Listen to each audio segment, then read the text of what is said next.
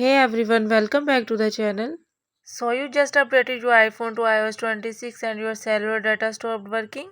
Don't worry, you are not alone. And in this video I am going to show you how to fix it.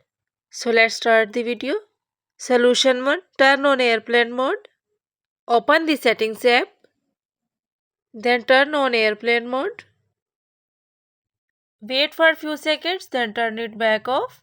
This resets your network connection quickly. Solution 2. Update carrier settings. Open the settings app. Tap on General. Then tap About.